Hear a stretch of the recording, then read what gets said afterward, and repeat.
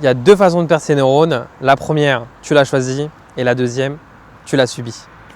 Le gaz hilarant, c'est devenu la première cause de paralysie chez les moins de 30 ans. Bonjour à tous, bienvenue sur Entre deux gardes. La chaîne où la médecine se raconte. Aujourd'hui, on est à Lille, vous avez vu le temps. Donc là, on va rencontrer Jean-Paul Niguet, neurologue à l'hôpital Saint-Vincent-de-Paul. Entre consultations, entre recherches et en association, Jean-Paul Niguet aujourd'hui parle d'un sujet de santé publique qui est le protoxyde d'azote. Et donc on va parler un peu de son association, le protoxyde H2O. Avant ça, je vais vous faire trois petits vrais ou faux qu'on va répondre avec lui à la fin de l'épisode. Première chose, est-ce que la moitié des neurones dopaminergiques sont morts lorsqu'on a été diagnostiqué maladie de Parkinson? Est-ce que le protoxyde d'azote aujourd'hui est interdit en France? Et est-ce que les symptômes du protoxyde d'azote aujourd'hui sont les mêmes que ceux de la maladie de Parkinson? Salut JP, viens avec moi. Bonjour Divan. Encore un temps de pluie aujourd'hui à Lille. Je pense que tu es habitué, non? Bah oui, malheureusement, c'est pas toujours aussi pluvieux, mais quand vous êtes arrivé, effectivement, il s'est mis à pleuvoir. Super. Donc, on va commencer, petite séquence un petit peu de questions rapides, Jean-Paul. T'es plutôt matin ou soir? Plutôt soir. Ok. Thé ou café? Café. Consultation de jour ou garde de nuit? Consultation de jour. Ok. Et entre la maladie d'Alzheimer et Parkinson, qu'est-ce qui te façonne le plus, pardon? La maladie de Parkinson. Ok, super. En ce qui concerne le protoxyde, est-ce que tu es plutôt pour l'interdire ou plutôt l'éduquer? Plutôt pour l'interdire. On ne peut pas éviter les deux, mais l'interdiction me semble nécessaire. Et le protoxyde pour toi est un problème médical ou politique? Eh ben ça devient un problème politique. C'était initialement un problème médical, mais ça devient un problème de santé publique. Très bien. Et tu peux me dire en quelques mots ton rôle de neurologue, ton métier? Mon rôle de neurologue, donc le neurologue c'est le spécialiste médical qui traite les pathologies du système nerveux à la fois central et périphérique dans toute leur diversité. Et d'ailleurs, tu es plutôt cerveau ou moelle du coup? Plutôt cerveau. Ça marche. Et du coup, si je te suivais pendant 24 heures, qu'est-ce que je verrais? Dis-moi tout. Et tu verrais que voilà, comme je me réveille, je me prépare pour aller travailler et puis je prends possession de mon bureau. Mes journées elles peuvent être assez variées. Je peux m'occuper aussi bien des patients hospitalisés dans le service de neurologie que assurer des consultations, avoir le téléphone d'avis pour les urgences, m'occuper aussi de missions d'enseignement auprès des étudiants de la faculté. Ça c'est ma journée un peu classique et puis le soir il m'arrive d'être d'astreinte pour assurer la permanence des soins et donc dans ce cadre-là on est chez soi, on attend que le téléphone sonne pour répondre aux avis souvent de nos confrères urgentistes et parfois se déplacer pour aller prendre en charge des patients avec un AVC à l'hôpital. Du coup en termes de nombre d'heures par semaine, ça fait combien tout ça? Si on compte que la journée classique c'est environ 8h30, 9h jusqu'à 18h, 18h30, ça fait à peu près 9 heures par jour, 45 heures par semaine, plus ou moins les astreintes, parfois les samedis matins, les dimanches matins. On est sur du 90 à peu près. Bon, peut-être pas autant parce qu'on n'est pas d'astreinte non plus tous les soirs ni tous les week-ends, mais je pense qu'on part sur une base minimale de 40-45. Ok. Et sinon sur les patients, t'en vois quand même pas mal ou pas? Oui, alors je vois quand même pas mal de patients, ça dépend de l'activité. Quand on est dans le service, on a une capacité nous de 25 patients hospitalisés. On s'occupe d'entre à peu près 7-8 patients personnellement. Après, quand on est d'avis pour les urgences, ça dépend un peu des consultations. En consultation, sur une planification de consultation, on peut voir environ 6-7-8 patients parfois. Parfois, ok. Donc parlons patients. Jean-Paul Niguet est aussi un expert sur la maladie de Parkinson. L'item du jour, du coup, maladie de Parkinson. Salut à tous, aujourd'hui on s'attaque à un véritable monument de la neurologie clinique, la maladie de Parkinson. Alors notre but ici, ce n'est pas de vous relire le référentiel, mais de décortiquer ensemble cette pathologie pour vous forger un raisonnement clinique en béton. On va aller bien au-delà de l'image classique du patient qui tremble, pour vraiment comprendre ce qui se passe. Allez, c'est parti pour ce décryptage. On commence directement par la question piège, celle qui fait tomber pas mal d'étudiants face à un cas clinique. Si vous avez devant vous un patient avec un syndrome parkinsonien, est-ce que vous pouvez d'emblée affirmer que c'est une maladie de Parkinson? Eh bien, non. C'est vraiment la base de notre réflexion d'aujourd'hui, et faire la différence exige d'avoir l'œil clinique bien aiguisé. Au menu aujourd'hui, on va d'abord lever ce piège diagnostique, puis on passera à la fameuse triade clinique, les drapeaux rouges à ne surtout pas rater, la physiopathologie avec ses signes non moteurs, l'évolution et les traitements, Et on finira par le grand classique, les syndromes iatrogènes. Première partie, le piège diagnostique. Syndrome contre maladie. Alors, d'un côté, on a le syndrome parkinsonien. Ce terme, en fait, c'est juste un constat. Ça veut dire qu'il y a un déficit de dopamine dans le cerveau, point. C'est un état des lieux. Mais de l'autre côté, la maladie de Parkinson, là, c'est une cause très spécifique, un processus neurodégénératif précis. Bref, la maladie de Parkinson, c'est la cause la plus fréquente du syndrome, mais un syndrome parkinsonien peut avoir plein d'autres origines. Gardez bien ça en tête, c'est vraiment la clé pour éviter les fausses routes. Deuxième point, la triade clinique fondamentale, l'asymétrie et les signes moteurs. Bon, avant de balancer les signes, il faut qu'on soit irréprochable sur les mots. La kinésie, c'est véritablement un problème pour démarrer le mouvement. À ne pas confondre avec la bradykinésie, qui est la perte de vitesse pendant qu'on bouge, et l'hypokinésie, qui est la réduction de l'amplitude du mouvement. Concrètement, chez le patient, ça saute aux yeux. Vous allez voir une écriture qui devient toute minuscule, ce qu'on appelle la micrographie, un visage complètement figé et inexpressif, une marche à petits pas, une voix monocorde, ou encore, un truc très classique, le bras qui ne se balance plus du tout quand le patient marche. S'il n'y a qu'une seule règle d'or à retenir pour le diagnostic, c'est l'asymétrie. La maladie commence toujours d'un seul côté. Et cette asymétrie va persister dans le temps. Pour valider la triade, il vous faut obligatoirement la kinésie, plus ou moins un des deux autres signes. Soit une rigidité de type plastique, vous savez, le fameux phénomène de la roue dentée qui cède par à coup quand vous mobilisez l'articulation, soit le tremblement de repos. Attention, ce tremblement est pathognomonique. Il est lent, environ 4 à 6 battements par seconde. Il s'aggrave avec le stress ou si vous faites calculer le patient. Et il disparaît dès qu'il fait un mouvement volontaire. Et le truc fou, il est totalement absent chez un tiers des patients. Donc pas de tremblement ne veut pas dire pas de Parkinson. Troisième partie, traquer les drapeaux rouges. Quand est-ce qu'on doit récuser le diagnostic ? C'est là qu'il faut avoir les antennes de sortie. Si vous voyez un seul de ces signes d'alarme, stop. Il faut fortement remettre en question la maladie de Parkinson typique. Un patient qui chute très tôt, un traitement à la L-Dopa qui ne marche pas ou plus du tout, des troubles cognitifs précoces ou des trucs comme un syndrome cérébelleux ou des troubles oculomoteurs, tout ça, ça hurle syndrome parkinsonien atypique. Et ça m'amène à un point crucial, le diagnostic de la maladie de Parkinson est purement 100% clinique. Si le tableau est typique, on ne prescrit aucun examen complémentaire. Pas d'IRM, rien. On confirme juste le diagnostic par l'amélioration spectaculaire sous traitement dopaminergique. L'imagerie, on la garde uniquement s'il y a ces fameux drapeaux rouges ou chez les patients jeunes, de moins de 40 ans. Quatrième étape, physiopathologie et signes non moteurs. Ce qui se passe sous la surface. Alors ce chiffre, accrochez-vous bien parce qu'il est vertigineux. 50 à 60%. C'est la proportion de neurones dopaminergiques de la voie nigrostriatale qui sont déjà définitivement morts avant même que le tout premier tremblement n'apparaisse. Ça veut dire que la maladie a évolué de façon complètement silencieuse pendant des années. Et le responsable à l'échelle cellulaire, le voici. Ces petites taches sombres pointées par les flèches, ce sont les corps de Lewy. Ce sont en fait des poubelles de cellules. Des agrégats anormaux d'une protéine qui s'appelle l'alpha-synucléine. C'est l'accumulation toxique de cette protéine qui tue les neurones à petit feu. Et le truc, c'est que ce processus dégénératif ne se limite pas du tout à la voie motrice nigrostriatale. Et c'est justement parce que les lésions s'étendent qu'on voit apparaître des signes non moteurs qui pourrissent littéralement la vie des patients. D'ailleurs, des trucs comme les troubles du comportement en sommeil paradoxal, où les patients miment leurs cauchemars en dormant, la perte de l'odorat ou une constipation très sévère, ça peut précéder les signes moteurs de plusieurs années. Ajoutez à ça des chutes de tension, des envies pressantes d'uriner, de l'apathie, des douleurs diffuses. Bref, vous l'avez compris, on est bien loin d'un simple problème de motricité. Cinquième point, l'évolution est notre arsenal thérapeutique pour le suivi à long terme. L'histoire de la maladie se déroule généralement en 4 grands chapitres. D'abord, juste après le diagnostic, c'est ce qu'on appelle la phase de lune de miel. Le traitement marche du tonnerre, le patient revit, mais bon, après 4 ou 5 ans en moyenne, le vent tourne. C'est l'arrivée inévitable des complications motrices. Le traitement commence à fluctuer, des blocages en fin de dose, des effets on-off imprévisibles et ces mouvements involontaires qu'on appelle les dyskinésies.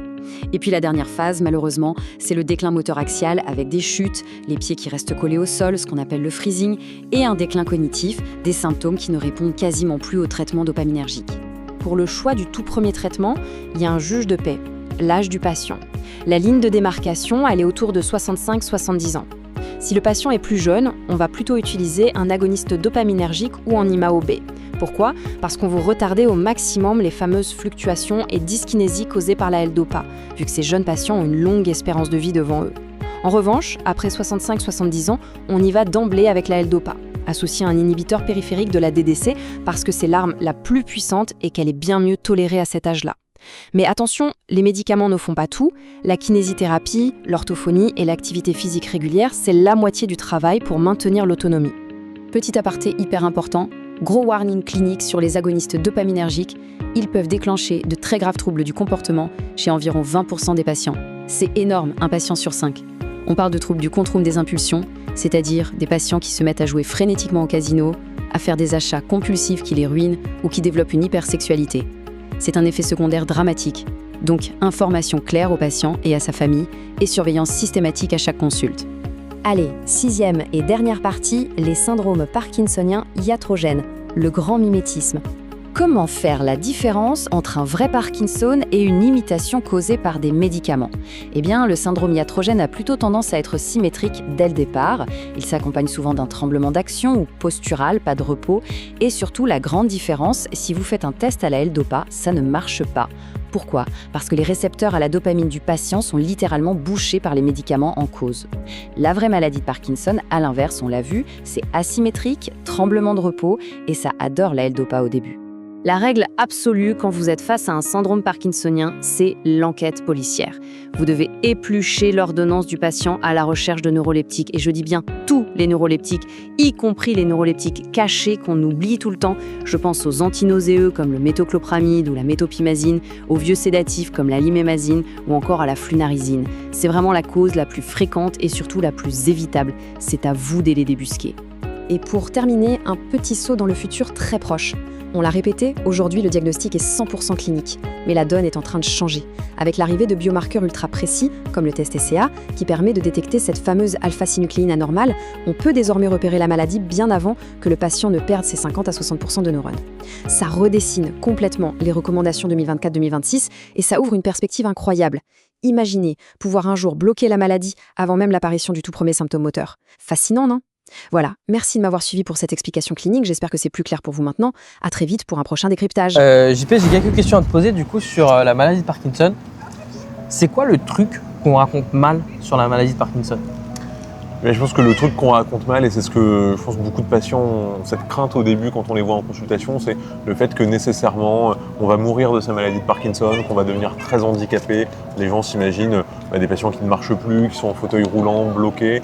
Ça date un peu de l'image peut-être historique, même avant l'ère des traitements, ou bien de patients qui n'étaient pas bien suivis et pas bien soignés. Et aujourd'hui, la maladie de Parkinson, diagnostiquée relativement rapidement, bien suivie, et on a des traitements qui malheureusement ne permettent pas encore de guérir la maladie, mais qui permettent tout de même un contrôle symptomatique qui est très bon pendant plusieurs années et puis qui malheureusement chez certains patients finit par échapper, mais même lorsqu'il a échappé, on a maintenant des nouvelles solutions thérapeutiques de deuxième ligne pour permettre le meilleur contrôle possible en tout cas des symptômes. Donc il faut sortir de cette image de maladie qui tuera les patients et qui les handicapera. Je leur dis souvent à la première consultation qu'il y a plus de chances qu'ils aient d'autres problèmes de santé et que finalement ils soient beaucoup plus embêtés par les autres problèmes de santé que par la maladie de Parkinson. Ok. Et pour toi, quand est-ce qu'un patient bascule de ça va à ça va pas ? Dans la maladie de Parkinson, effectivement, il y a plusieurs étapes un peu clés. Il y a une étape quand on finit ce qu'on appelle la lune de miel des traitements. C'est cette étape où, avec les traitements, le patient il a un contrôle moteur quasi parfait de ses symptômes. Et il a l'impression d'être guéri de sa maladie, mais c'est uniquement parce que les médicaments parviennent à bien contrôler les symptômes. Et quand on finit par sortir de ce bon contrôle moteur, peuvent apparaître des fluctuations d'efficacité des traitements avec des moments où ce qu'on appelle la phase off, une réapparition des symptômes de la maladie de Parkinson, et puis parfois des phases de surdosage au pic d'efficacité des médicaments, l'un et l'autre pouvant être invalidants. Et donc ça nécessite un suivi un peu plus rapproché, et parfois une redistribution des doses. C'est là où ça nécessite une petite expertise dans la maladie de Parkinson. L'étape un peu plus loin, l'étape où vraiment ça ne va pas, ça ne va plus, et c'est celle sur laquelle il faut être très prudent, c'est quand il commence à apparaître des chutes, notamment si elles se répètent, et s'il apparaît des troubles de déglutition, donc avec un risque de fausse route. C'est les deux éléments à risque de mortalité dans la maladie de Parkinson. On surveille dès le début. Voilà, on pose systématiquement systématiquement la question à toutes les consultations, est-ce qu'il y a des chutes, est-ce qu'il y a des problèmes de déglutition? Et c'est important, c'est des symptômes qui ne sont pas ou peu dopasensibles, donc les médicaments ont peu d'effet sur ces symptômes, et donc ça nécessite vraiment une prise en charge par de la rééducation, de la kinésithérapie, de l'orthophonie, pour prévenir au maximum ces risques. Donc vraiment une prise en charge multidisciplinaire. C'est essentiel dans la maladie de Parkinson, avec effectivement le neurologue un peu comme chef d'orchestre, avec le médecin traitant également, parce qu'il y a, je vous l'ai dit, l'ensemble des autres problèmes de santé autour, mais ne pas hésiter à recourir à des médecins de médecine physique et rééducation, évidemment des kinésithérapeutes et des orthophonistes qui sont les premiers spécialistes de rééducation en ville, mais les psychologues également pour les pathologies anxieuses ou dépressives qui sont souvent associées, et puis parfois des rééducations encore un peu plus spécialisées avec maintenant des équipes multidisciplinaires qui parfois peuvent intervenir au domicile du patient pour prévenir toutes ces complications. Ok. Et sur l'annonce de la maladie de Parkinson, on dit quoi? Qu'est-ce qu'on dit quand on doit annoncer ça à un patient? Qu'est-ce que tu dis? Alors souvent ils ont déjà des représentations de maladie de Parkinson, donc moi j'essaye déjà de reconstruire qu'est-ce qui a amené dans leur parcours à faire qu'aujourd'hui on pose ce diagnostic, parce que c'est important de ne pas laisser la place au doute ou au déni en tout cas, et donc de dire vous avez ces symptômes-là, et c'est ça qui m'amène aujourd'hui à poser ce diagnostic. Quand on est précocement dans la maladie, il y a la possibilité d'avoir des drapeaux rouges qui apparaissent un peu secondairement, et donc on se dit que c'est la maladie la plus probable qui explique leurs symptômes, mais qu'on va continuer à les surveiller dans les années à venir, parce qu'il est possible que finalement ils aient une cousine plus rare de la maladie, et donc ça changera peut-être, c'est important qu'ils comprennent, parce que si on change le diagnostic 1 an ou 2 plus tard, qu'ils ne prennent pas ça comme une erreur diagnostique initiale, et donc comprennent que c'est le diagnostic qu'on fait aujourd'hui, et puis rapidement leur répéter des éléments qu'ils savent, mais que c'est aujourd'hui une maladie que malheureusement on ne guérit pas encore, on espère que ce soit le cas un jour, mais sur laquelle, c'est ce que je te disais tout à l'heure, on a des traitements symptomatiques efficaces pour améliorer la qualité de vie, pour résoudre au maximum la plupart des symptômes moteurs, et donc on va les accompagner pour qu'ils mènent une vie la plus normale possible. Il y a beaucoup de patients qui sont inquiets, parfois qui sont en fin d'activité professionnelle ou qui sont des retraités encore très actifs et qui sont inquiets de devoir interrompre leur activité, de devoir, ils se voient déjà très handicapés, et puis finalement à 3, 4, 5 ans d'évolution, et ils m'annoncent qu'ils vont finir par arrêter ce qu'ils étaient en train de faire, mais parce qu'ils sont fatigués à cause d'un autre problème, et que c'est pas la maladie de Parkinson qui les a embêtés là-dessus. Bon, JP, on va faire un petit jeu, Google le sait, donc je t'invite, on va commencer par pourquoi mes mains tremblent. Donc je t'invite à enlever la petite étiquette et voir ce que c'est et commenter un peu. Pourquoi mes mains tremblent parfois? Pourquoi mes mains tremblent parfois? Il peut y avoir plein de raisons. Le tremblement, c'est quand même un motif de consultation assez fréquent en consultation de neurologie. Et les patients, ils arrivent vraiment avec la crainte. C'est-à-dire que tout le monde sait que le tremblement, c'est maladie de Parkinson. Et donc, ils n'osent pas le dire. Mais on sent que c'est vraiment l'inquiétude des patients. Et c'est important de ne pas braquer tout de suite la consultation là-dessus, parce que sinon on n'arrive plus à réfléchir au reste. La cause la plus fréquente de tremblement, c'est pas la maladie de Parkinson et c'est pas les syndromes parkinsoniens dans leur ensemble, c'est le tremblement essentiel, qui est beaucoup plus fréquent, qui atteint souvent des gens aussi plus jeunes et qui a moins de pronostic d'évolution, puisqu'en dehors du tremblement, il n'y a pas d'autres symptômes. Et donc très souvent, cette consultation de tremblement, elle se solde par un diagnostic qui est plus souvent le tremblement essentiel que la maladie de Parkinson. Je vais dire tant mieux. Donc, tant mieux, effectivement, même si évidemment, pour ceux chez qui le diagnostic de maladie de Parkinson est finalement retenu, on a des solutions également, mais effectivement, bien expliquer aux patients dans ces cas-là que à la fin, quand je fais ma conclusion, je dis vous vous demandiez sûrement si vous n'aviez pas une maladie de Parkinson sans oser me le dire, et là effectivement il l'avoue. Et que dans cette situation, voilà pourquoi ce n'est pas une maladie de Parkinson, parce que dans la maladie de Parkinson, le tremblement se fait plutôt au repos et vous tremblez plutôt quand vous tenez des positions, parce que vous n'avez pas tous les autres symptômes qui m'amèneraient à penser que vous avez une maladie de Parkinson. Et donc voilà le pourquoi mes mains tremblent. Finalement, la maladie de Parkinson, c'est un diagnostic possible, mais ce n'est pas le plus fréquent. Et n'hésitez pas d'abord à consulter un médecin généraliste pour ça, parce que le médecin généraliste, il est tout à fait apte à repérer les différences entre les deux. Et dans des cas difficiles, douteux, effectivement, il est indiqué d'en référer au neurologue. Ça marche, on passe au deuxième. Alors là, tout autre thème. Donc, est-ce que le gaz hilarant, je te laisse enlever l'étiquette. J'espère que c'est dangereux. Change la voix. Ah, bon, bah. Alors le gaz hilarant, il a été, c'est moins le cas aujourd'hui, mais il a été beaucoup confondu effectivement avec l'hélium, que comme chacun le sait, permet de gonfler les ballons, mais fait aussi changer la tonalité de la voix. Le gaz hilarant, à ma connaissance, ne change pas la voix. Il a malheureusement beaucoup d'autres difficultés, il cause beaucoup d'autres soucis avec des effets aigus. Finalement, il est assez peu hilarant, il l'est parfois sur les premières prises, mais c'est pas un effet qui perdure. Le gaz hilarant, on en reparlera peut-être après, mais vraiment une drogue et qui a des conséquences difficiles. Il y a des addictions au gaz hilarant, donc au protoxyde d'azote. Il y a des complications neurologiques sur le long terme assez sévères, avec des troubles sensitifs, des troubles de la marche. On peut avoir des paralysies assez sévères, des troubles cognitifs, et donc ça ne change pas la voix, mais ça cause malheureusement beaucoup de problèmes. En parlant de protoxyde d'azote, on est sur le dernier. Voilà. On parle de protoxyde d'azote et tu verras que c'est assez surprenant la première supposition, si je ne l'ai pas oublié. Allez, on va regarder. Est-ce que le protoxyde d'azote est un gaz à effet de serre? Alors oui, c'est un gaz à effet de serre, environ 300 fois plus puissant que le dioxyde de carbone. Donc c'est un problème d'effet de serre, mais alors en fait assez peu dans les quantités actuelles à cause de sa consommation. Il est principalement produit dans le monde agricole, le protoxyde d'azote. C'est comme ça, mais c'est nécessaire au monde agricole. Mais c'est un gaz à effet de serre. Ça probablement pas son souci principal, c'est aussi un gaz, on le sait peu, mais c'est un gaz qui est comburant, c'est un comburant beaucoup plus puissant que l'oxygène. Il est utilisé notamment en propulsion aéronautique, dans les réacteurs des fusées. Ça pose un souci important et on en entend en ce moment pas mal parler dans les incinérateurs, puisque les bonbonnes ne peuvent pas être jetées dans les déchets communs, il ne faut pas jeter les bonbonnes dans les déchets communs. Malheureusement, elles sont aujourd'hui beaucoup trop nombreuses pour pouvoir être triées manuellement quand elles arrivent dans les centres des déchets, et elles font donc exploser les incinérateurs. Ce qui cause des arrêts d'incinérateurs, des coûts de réparation, et c'est aujourd'hui devenu la première cause d'arrêt des incinérateurs en France. Donc ça pose un vrai problème dans le monde du recyclage. JP, est-ce que tu connais le jeu entre deux? Pas encore, mais je vais le découvrir.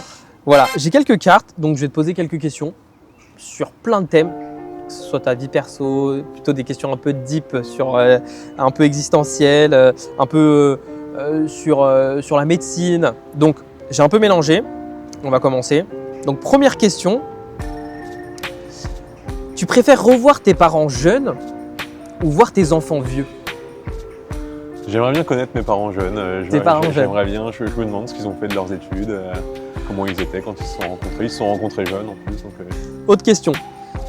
Tu préfères choisir qui se souvient de toi ou de qui tu te souviens?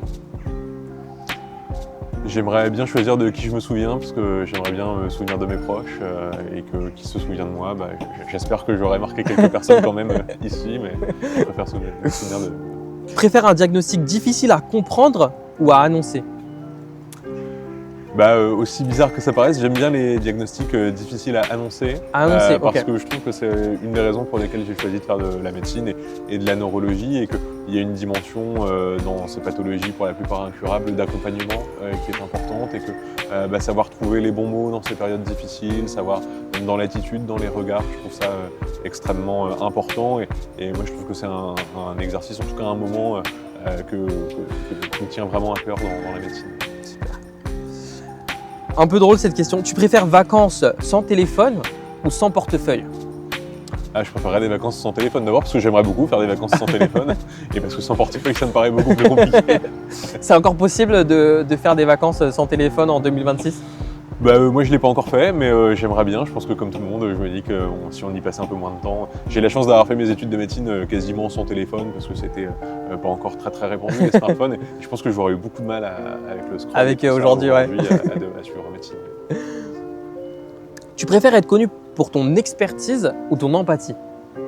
Je préfère être connu pour mon empathie, je me dis toujours que je préférerais qu'on dise de moi que j'ai pas été très bon dans ce que j'ai fait, mais qu'au moins j'étais sympa. Sympa, ouais. Voilà, après j'espère être les deux, mais je préférerais être connu pour l'empathie.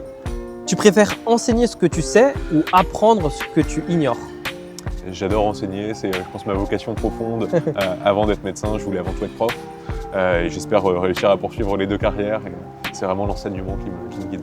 Tu préfères que tes enfants fassent médecine ou autre chose? J'ai pas encore d'enfants. Je pense que si je les inspire, au même titre que j'essaye d'inspirer les étudiants en médecine et de donner envie de faire ce que je fais, ce sera bien, mais en même temps, s'ils veulent faire autre chose, ça ne posera pas de soucis. préfères transmettre une compétence ou une émotion? Un peu dans le cadre de l'enseignement, je préfère transmettre les compétences. Je pense que je suis meilleur pour ça et que je suis pas forcément un très bon acteur. Et donc dans la transmission des émotions, c'est plus complexe.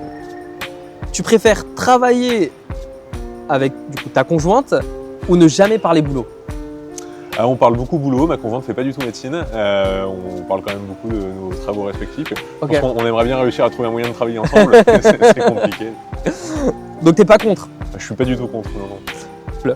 Tu préfères réussir ta carrière et rater ton couple ou l'inverse? Ah non, je préfère réussir mon couple. Quand même. Tu préfères un patient compliant ou qui te pose 20 questions? J'ai là-dessus pas de préférence parce que c'est la nature profonde du patient et il y en a qui, alors qu'on essaye de leur expliquer, veulent pas savoir et c'est vous le docteur et c'est vous. Donc là le boulot c'est de réussir quand même à leur faire comprendre les tenants et aboutissants. Et le patient qui pose beaucoup de questions, il y a beaucoup de gens qui voient ça comme un défi. Moi je vois ça comme quelqu'un qui veut comprendre ce qui lui arrive et donc il faut pas prendre ça comme une forme de rejet et au contraire essayer de les accompagner même si effectivement c'est un peu plus chronophage. C'est sûr. Question pour un neurologue, tu préfères ton cerveau ou ton cœur? Moi, je préfère mon cerveau, effectivement, mais je pense que le cœur est plus vital à court terme, en tout cas. À court terme, ouais. On va finir sur une dernière question. Tu préfères perdre la mémoire ou perdre la mobilité?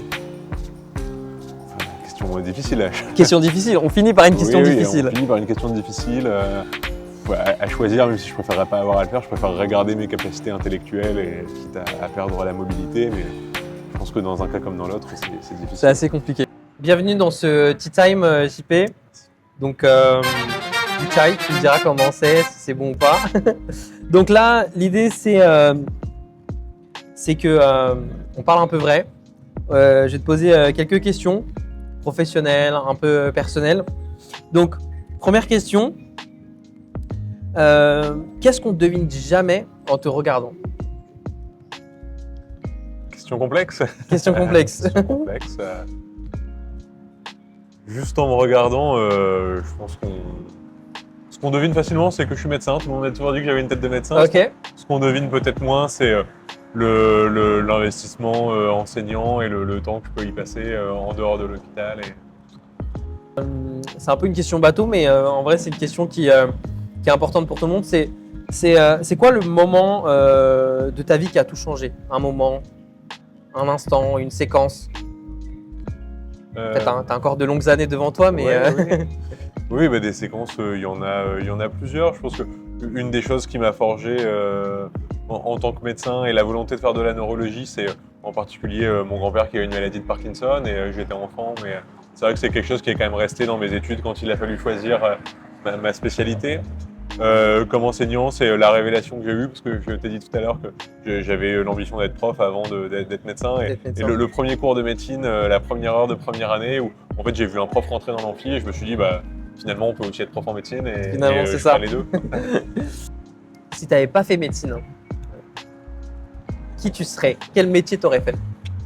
Ce que je voulais faire au lycée, c'était plutôt prof de maths, alors même plutôt au lycée, je pense que j'aurais bien aimé avoir des étudiants plus jeunes. Finalement, je suis parti en médecine après, mais le projet c'était ça. Ingénieur aussi, c'est quelque chose qui m'avait beaucoup intéressé. Ok. Donc, je serais probablement sur une de ces deux choses-là. J'étais allé visiter les prépas parisiennes notamment. Ah, quand même. Donc quand il a fallu choisir, je suis parti en médecine. Autre question, quand est-ce que tu as vraiment senti que tu étais devenu médecin? C'est une anecdote que je raconte souvent aux étudiants.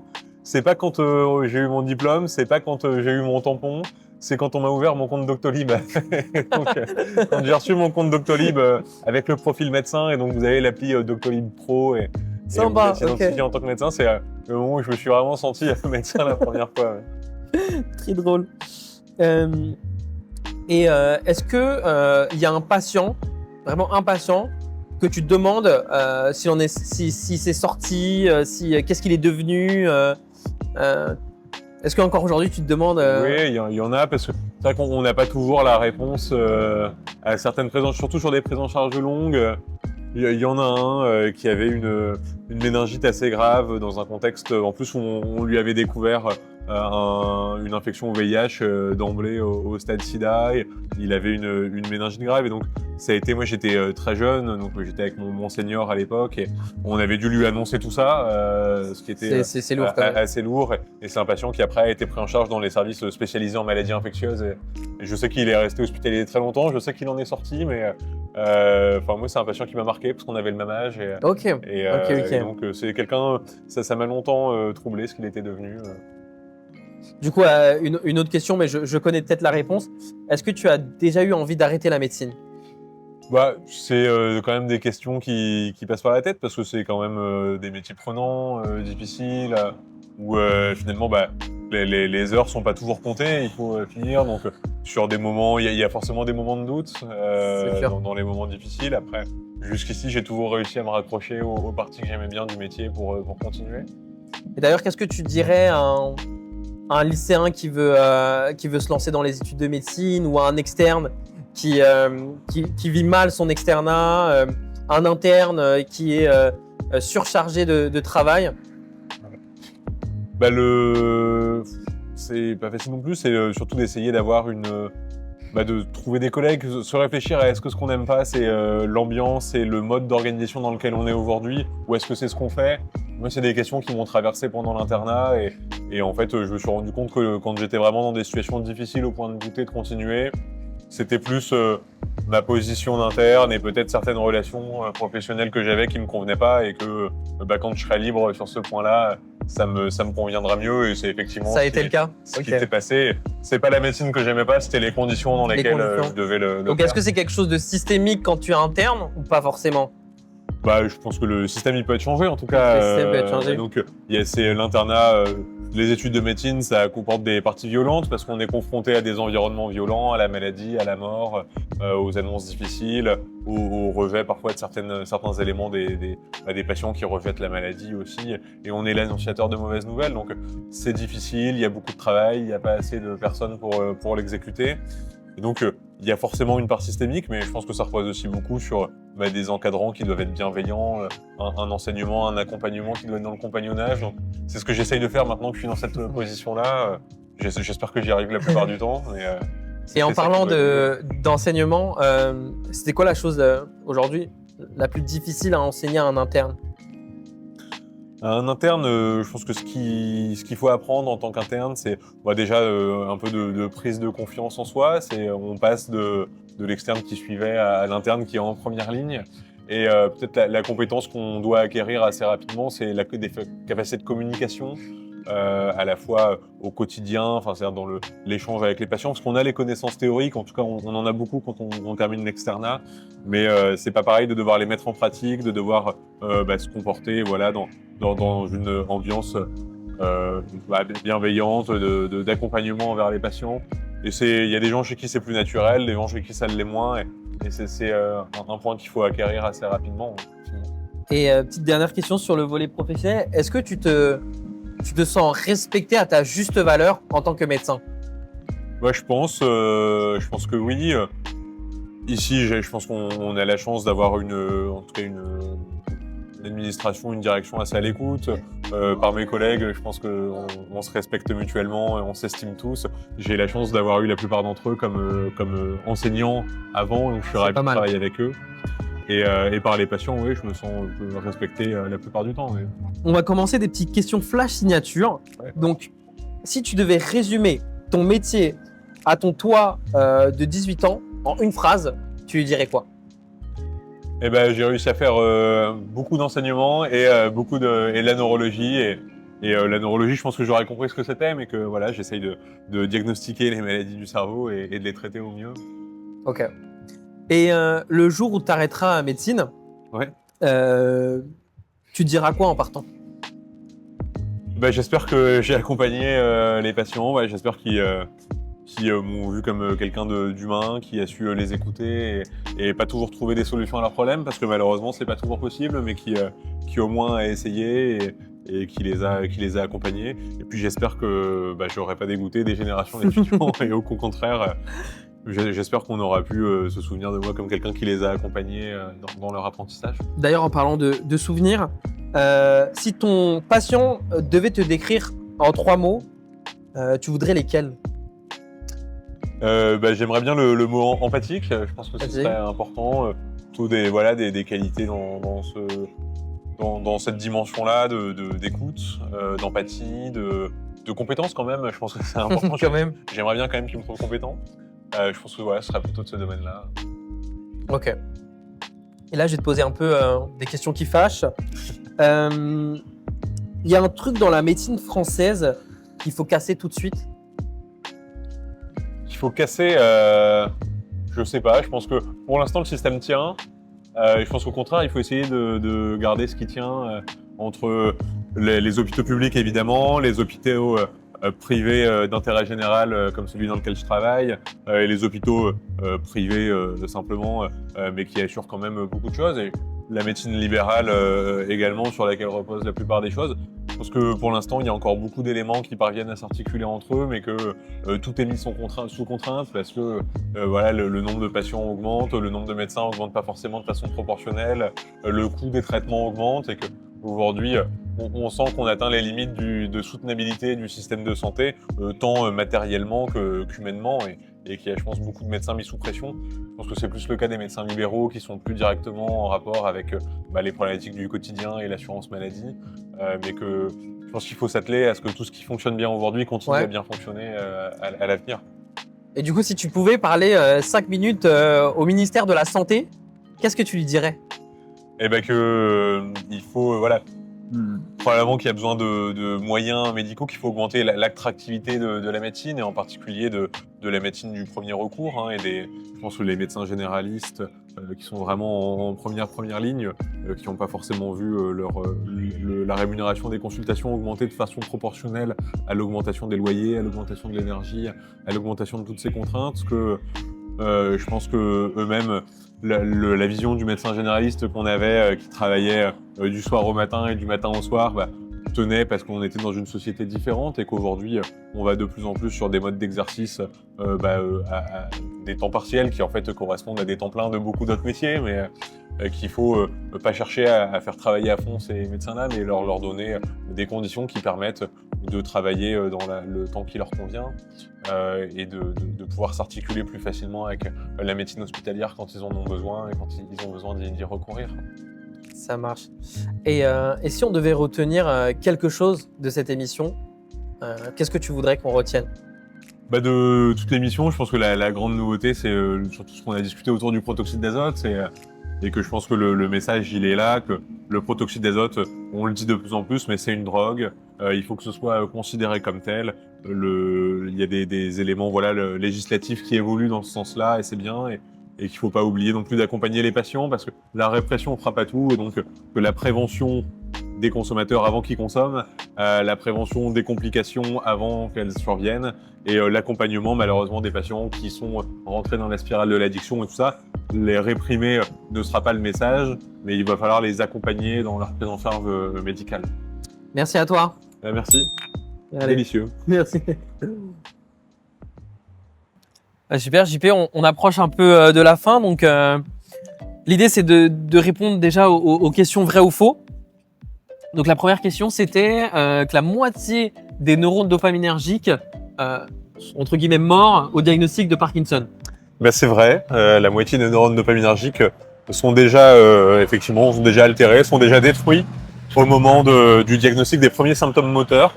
Et donc ça doit nous amener à rechercher dans les premières consultations les signes prodromaux, la constipation, l'hyposmie, donc la perte d'odorat, ou encore les troubles du comportement en sommeil paradoxal. Deuxième question c'était est-ce que le protoxyde d'azote est interdit en France? Alors pas encore, mais on encore. espère que pour l'instant c'est faux, on espère que ça devienne vrai rapidement. Très bien.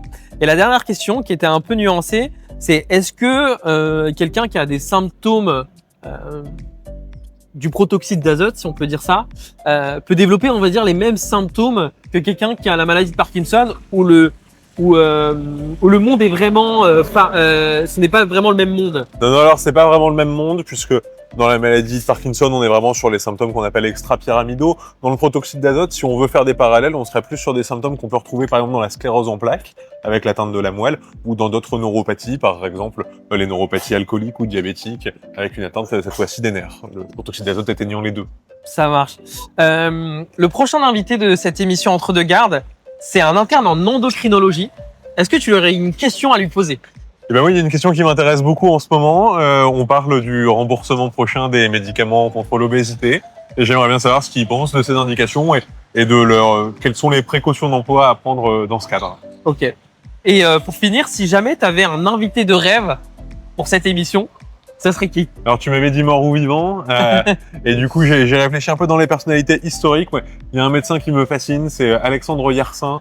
C'est le médecin qui a notamment découvert le bacille de la peste et qui a eu une histoire de vie fantastique, qui a été un des élèves et compagnons de Pasteur, qui est franco-suisse et qui finalement s'est très peu occupé de médecine. Et il s'en est vraiment occupé pour ce qui l'intéressait. Il a découvert la peste et puis il est reparti. Il a vécu ensuite au Vietnam actuel. Il a développé plein de choses dans le pays. Il a importé le caoutchouc là-bas.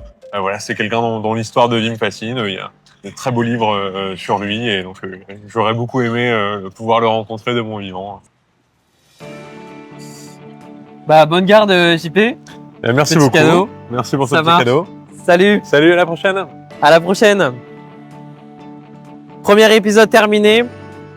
Merci à Jean-Paul Niguet pour ce premier épisode. Sachez une chose, Entre deux gardes, c'est la chaîne qui permet de se faire rencontrer celles et ceux qui font la médecine, sans jargon, sans blues.